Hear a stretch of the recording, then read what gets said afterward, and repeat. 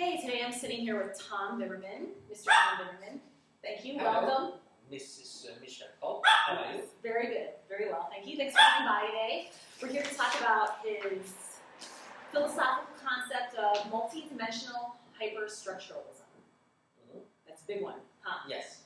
It actually sounds a little bit scarily intellectual, and it might scare away people from reading it. And the whole title is actually Essay on a Politically Motivated, Irrational, Multidimensional Hyperstructuralism.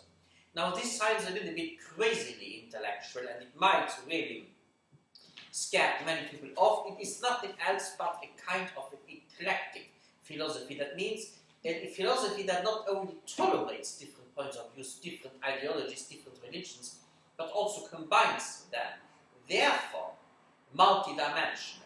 Yes. Now, what I write in the first chapter, and even already in the introduction, is the most complex philosophy that would care about unambiguous language and that would try to purify the language for putting it into context would be post-structuralism until now, which was a reaction to structuralism, which is most sophisticated form was a philosophy of a language of Wittgenstein. That was Ludwig Wittgenstein, a Jewish Austrian Viennese philosopher, was born around 1889, and who tried to eliminate misunderstandings. Okay? Now, hyperstructuralism means that you have different structures, because you see, when at the old time, before French Revolution, before Enlightenment, people still believed in a person, Almighty God. People went to their church, to their Catholic, Protestant, or Orthodox church, or their Jewish, or their Buddhist, or their Muslim church. They believed in the supernatural being and in one Unitarian absolute truth. Now, when the French Revolution then came, and they eliminated the aristocracy with violence, came the democracy on the paper, which would mean that people would have different points of view. That was modern relativism. Then, because the people did not have a precise view of truth, because if you put different things into a context, it might be sometimes a little bit reversed, so you have to create a context that over views the whole. That means you have to put around a structure, around a relativism, a structure that puts everything into context so that the details of a conversation get their objective meaning in the context. So that was structuralism. And the communists and the Marxists at the 19th century, Karl Marx, Ludwig Feuerbach, and later it was Sartre and all those, they were obsessed with that kind of philosophy because they wanted to create the absolute truth, and as they wanted to say that the absolute is not love your neighbor, but the absolute is equality, and then in different situations we emphasize different extremes. You know? Very cool. Yeah. Then came post-structuralism, where they said in the 60s, very much, and in the 40s, 50s, 60s, after the Second World War, that there is many ways, many values also. There's not only equality, there's also freedom. And democracy, Western European democracy, stands for freedom and equality. American capitalism stands for only freedom.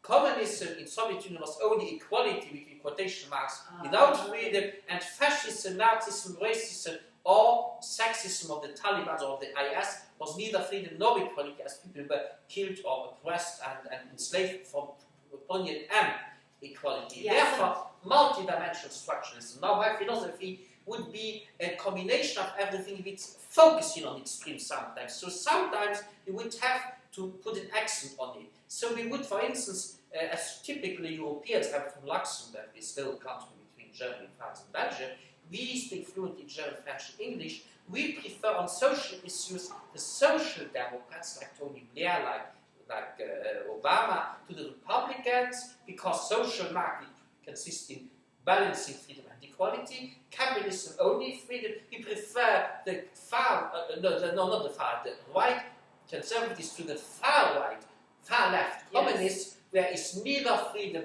nor equality, and we prefer again the far left communists to the far right fascists, where the communism is only equality, and we prefer the communists to the far right fascists, where there is neither freedom nor equality. Thus, it was in retrospective rational from Roosevelt, FDR, to send weapons to Stalin, who who fought against it in 1941 too, in the winter, to prevent Hitler from killing more than Stalin did actually kill. And it was also rational from the situation of Ronald Reagan, who sent weapons to Saddam Hussein, who was a Stalinist, against Ayatollah Khomeini, who was a fascist, sexist, who women would be lapidated. If you cheated on your husband, they would throw stones at you and they would kill you, and they would whip you and it would be very cruel.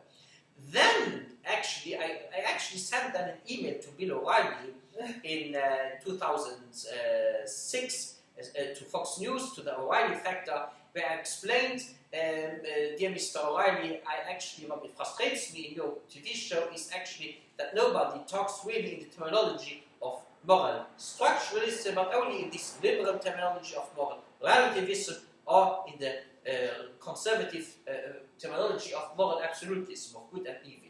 So even Bush thought that being evil face to evil, or evil between quotation marks, that means being evil face to evil to balance it out and to prevent from becoming worse.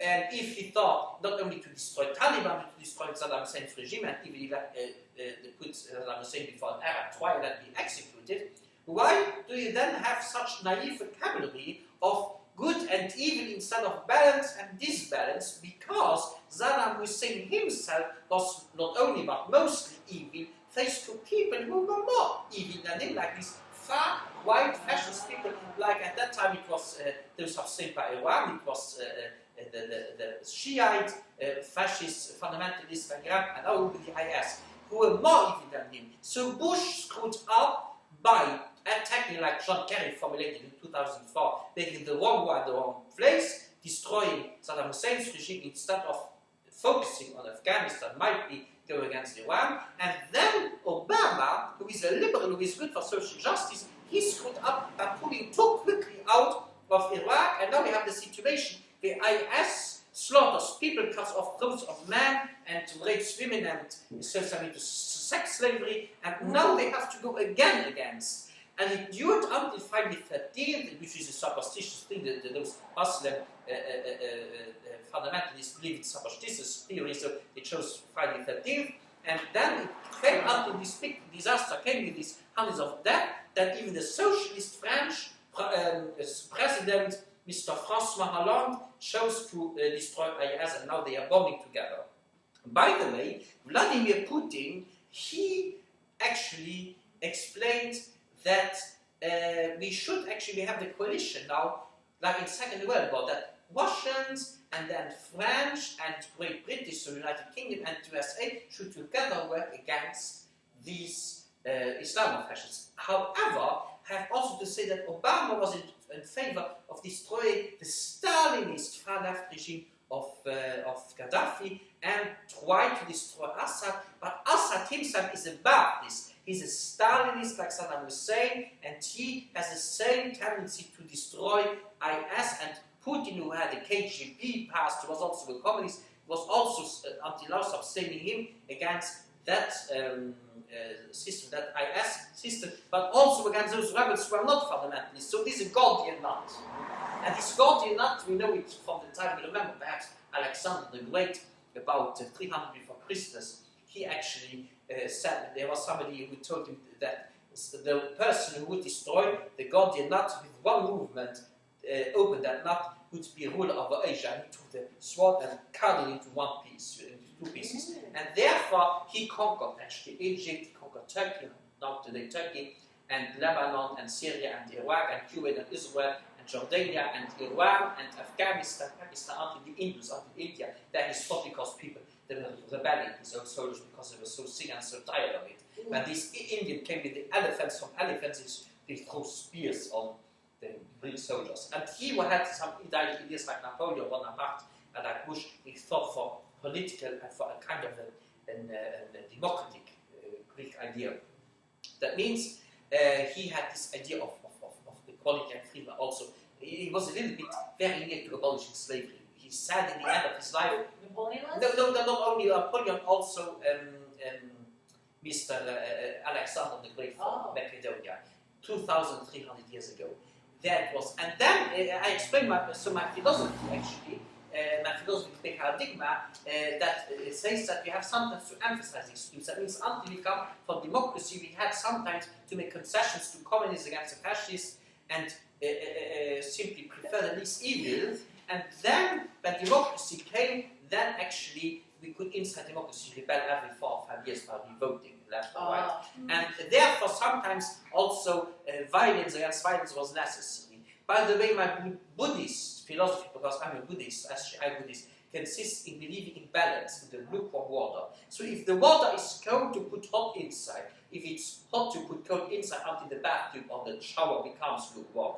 Therefore, if somebody turns insane and goes too far and uses violence, then you have also to respond with counter-violence. We have seen this, by the way, at the end of the 20th century, in one situation where there was a fascist, an anti-fascist fascist, who turned too far. You remember? Did I tell you who that is? You remember, Michel? Well, it was nobody else than Slobodan Milosevic, who probably died in prison, in jail, in Den Haag, in Dutch, being poisoned. Because he took revenge partly for the fascism of the Croatians who were fascists against the Serbians in the Second World War, went too far, pushed more far, took all of it, and then committed genocide against hundreds of thousands of Croatian and Bosnian people. Went too far. He committed kind of a genocide against the Bosnians, so it was already a genocide against some Muslims. He pretended they were fascists and went too far. And then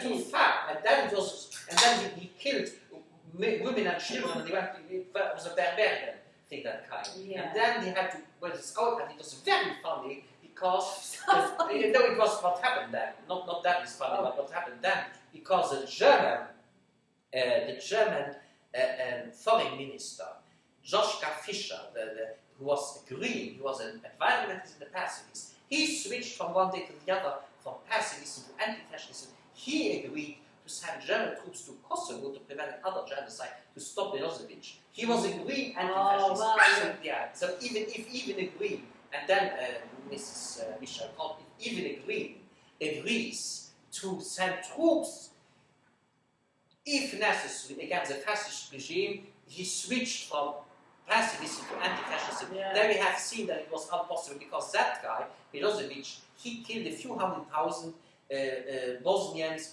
That was, you must imagine, Yugoslavia has more or less the size than western part of Germany before unification. It was really a multidimensional. It was how do you call that?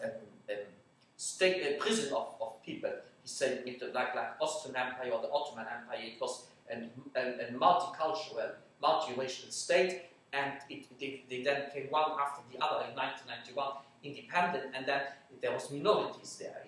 Serbians who were as minority in Bosnia and in Croatia who felt oppressed. They dreamed from a big Serbian Reich, like a big empire, and then they went insane and too far, and then it had to be stopped. So that was some example. Okay. So my basic philosophy is the balance and some emphasizing. So sometimes if the water isn't lukewarm, we have to fill more hot or more cold inside to balance it out. That's a fundamental idea. And then I analyze the whole history from the old Mesopotamians, which is today Iraq, over Egyptians, over Roman Empire with the slavery rebellion of Spartacus, Jesus, the Middle Age, before there was, as I mentioned, the Greeks like with Alexander, the Roman Empire, that Middle Age with Islam spread over. And then also about the Mongol Empire, and then the colonialism when the earth was declared round, with Spanish, Portuguese, later French and British, then the French Revolution, independence from America,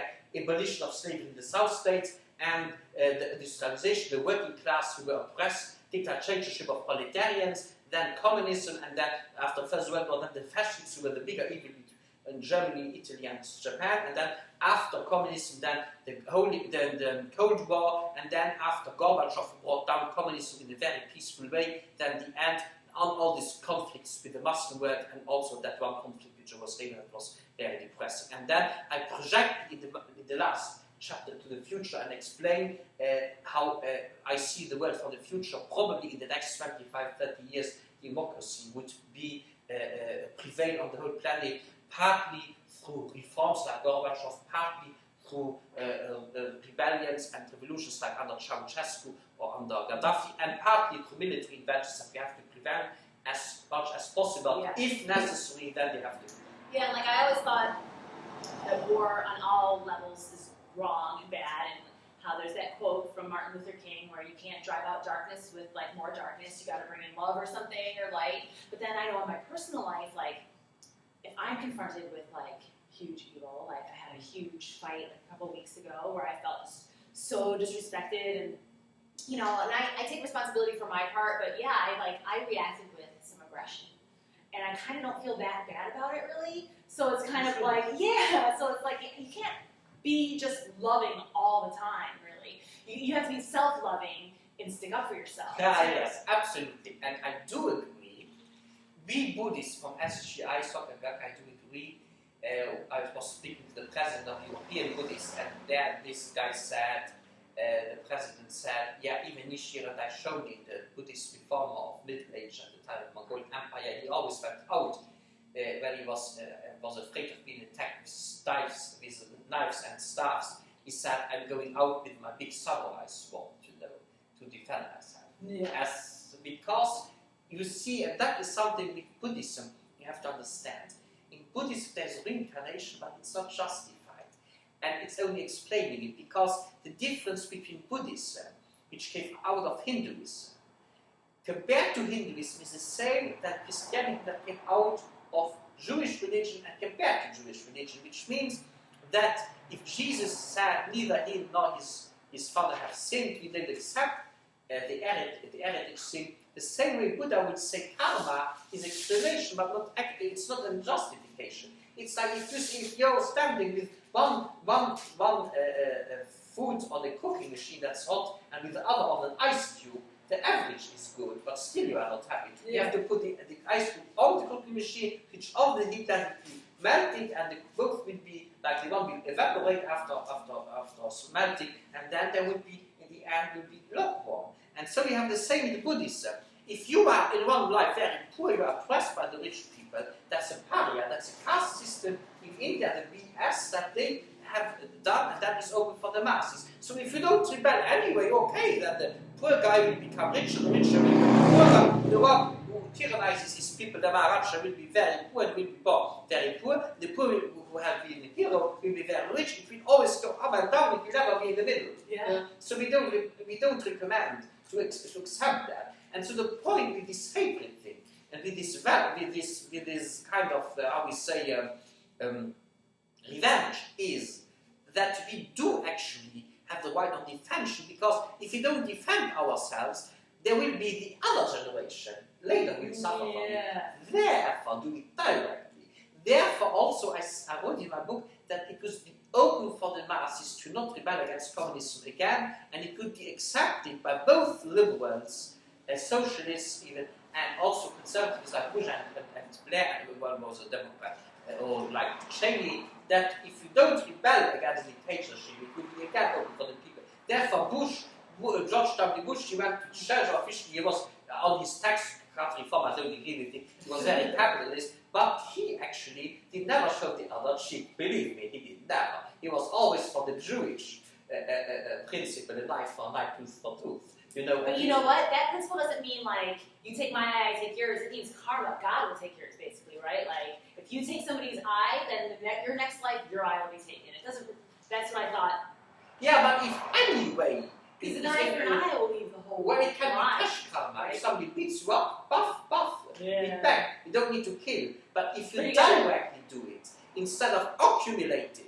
Because anyway, that guy is evil, so he does not suffer in this life, in his next life he will suffer, and I will again be disbalanced. It will always black and white like that. But if you directly do it, immediately do it, it will directly balance it out and prevent a future depression. Slash the basically. And therefore, we have to balance it out. Therefore, we have to be cautious what we do. It's only the problem is, with this was my obsession when I sent all these emails to Bill O'Reilly, he never showed that. But my obsession was, why did Bush just destroy that regime that itself, as Anna was saying, was itself meant to be less evil than the others, why did Obama not destroy the system of Gaddafi, who was less even than those IS who are now marching through Libya? Why did Obama then put too quickly out, and why do they not hesitate to go further? I saw Barack Obama, the President of the United States, yesterday on I think on the 4th channel on the KCBS, I think one of them, where he was in Alaska in the wildlife, and he spoke to some guy who had a British or Australian accent about the bears and about these fishes, these caviar salmons and all this they eat, and then they have made fire. They spoke like in nature. He's very good for environment. However, he's too much. He's very tough on social justice. So I would be on social system, on social issues, very liberal. But he's on the war issue a bit too much, still too much pacifist. He thinks, well, we should try to think. Yeah, okay. On one side, if he generalize about not all fundamentalists, but about Muslims, and you don't let any insight like Donald Trump suggests, then that's insane. Then they will eliminate, and there will many people go to the IS or to the fundamentalists. But if you work together with them against others, you see, then it would be just rational.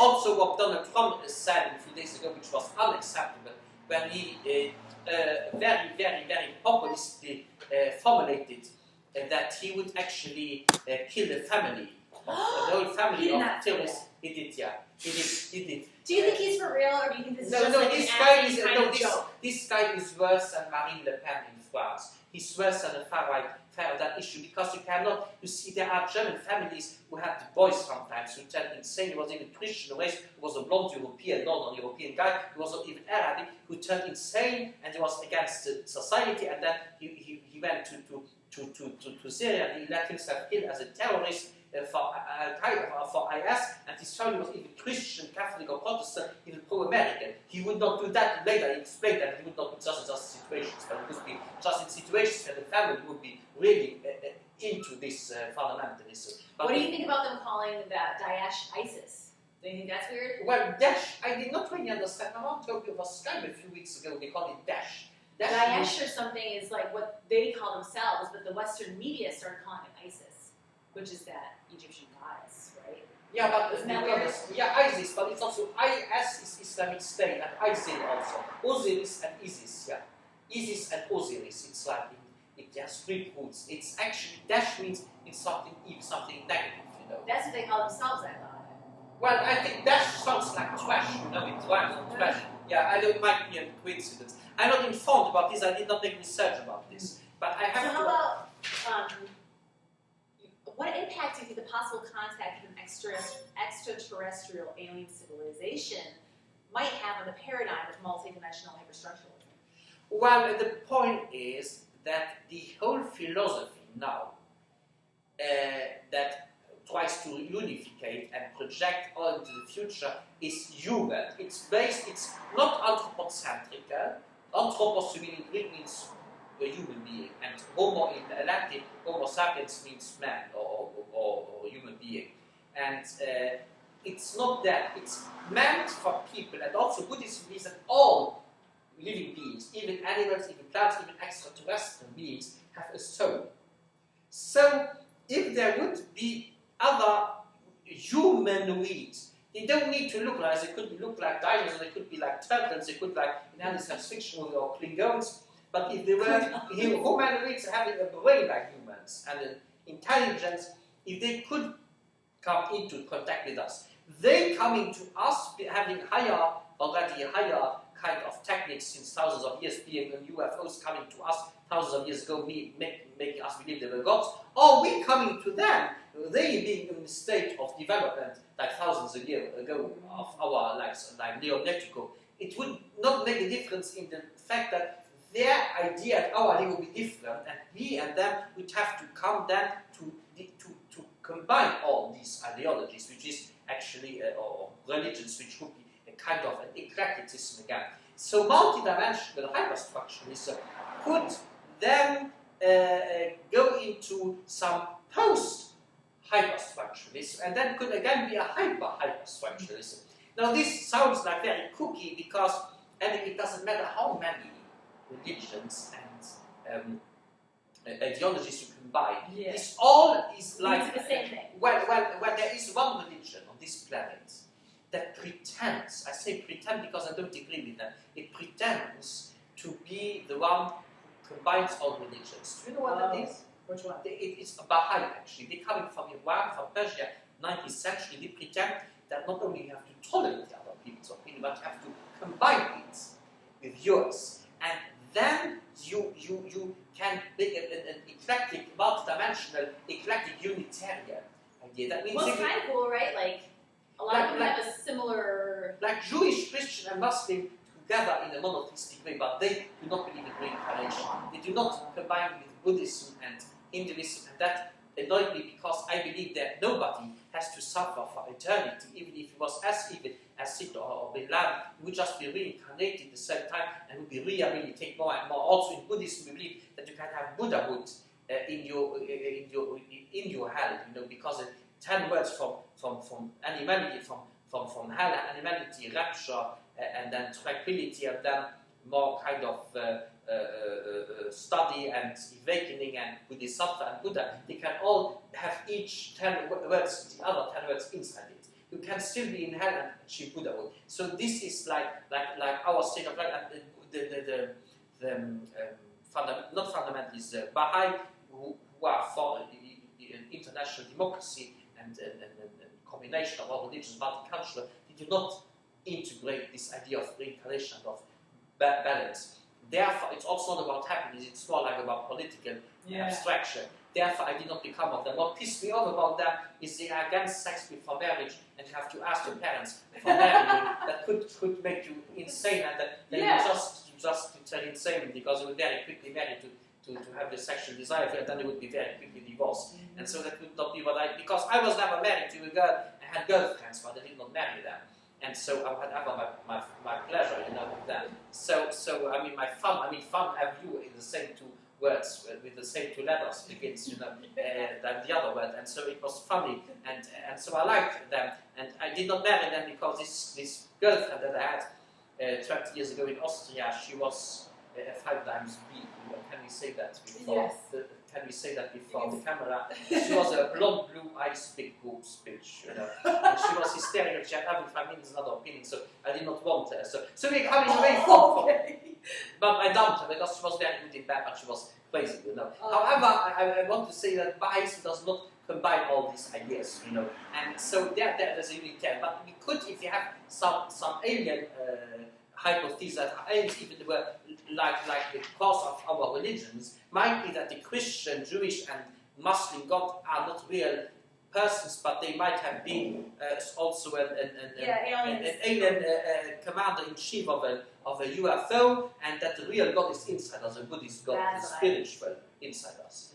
In Buddhism, there is no person God, and in SGI Sokakaka Buddhism, it's all about our happiness. We have secular, progressive, we have no priests, we have nobody who will molest children or be a pedophile or something like that. We don't have the perversity. We have our president, Mr. Daisaku Ikeda in Japan, and he's a very nice guy, and he's about already 87 years old, and he's nearly as old as Marilyn Monroe would now be, and the Queen, and he's very compassionate about future peace, and he's against proliferation of nuclear weapons, actually.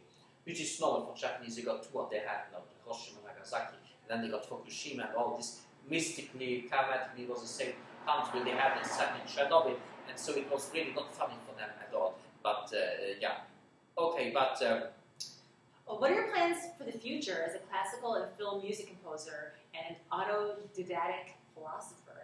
Autodidactic meaning self-taught. My plans for the future would be to market my philosophy, to bring it to the people, and I would think we could take this essay, which I wrote in 2011, actually to market them to people. Yes, I think people should read it. Yeah? I think that people need to read it. And we should show it to them essay on a politically motivated, irrational, multidimensional hyperstructuralism. Such a catchy title, I love it. Yeah, we could also call it Essay on the Political Eclectic System, simply, or Political Historical Eclectic Systems, just Unitarian, you know, you make it more simple. But this is so funny. This is more funny. Yeah, it's great. It's good. It's you, and I mean, you wrote it. Yeah. I got it. And I would also like to really try to market my classical music as my website. Yes, tombimmerman.com. It's www.tombimmerman.com. Tom, like Tom Cruise. We're going to put all the links below. Yeah, it's also Bimmerman, like Zimmerman, a carpenter in German, like Jesus' father, Joseph, was Zimmerman in German, and you replace a Z by a B. Oh, interesting. Well, you know that Jesus' father, he was a Zimmerman, a carpenter. He cut wood and made like automobiles, you know. And he was very like that. So you're kind of like Jesus' father. I'm kind of like Jesus because he's a healer and a carpenter, as am I. Yeah. But yeah, so we're gonna be there's gonna be links below where you can get this from Tom's website. Yeah. And anything else you'd like to close with? I would just say that I'm living currently here in the LA area, and I did actually study my life.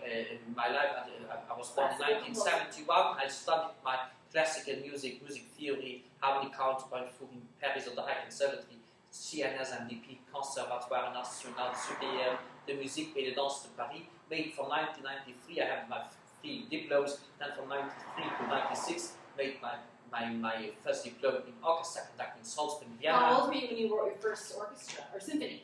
That was 13 years old, yeah. You can check out my website. And then I came actually to Graz, a second term of studies in Austria, where Schwarzenegger is from. And in 2000, I came to UCLA Extension to study film score and film music business. And since 2005, I established film composer. But I am actually a film composer and classical composer. If you want to check my website, tombimmerman.com, then simply click, first you get the tune of my symphony, of the symphonic music of this CD, and then after you have just to click on this other link, which is music. And on music, you simply click on it, and you get there a total summary of about 2 hours, about 1 hour 50 minutes out of 6 hours of the music of excerpts. I did not want to put all of them because people can steal information and without nobody would anymore buy my CD actually, so it would be just give them a taste. So that's all, and I thank you very much for Thank you so much, Tom.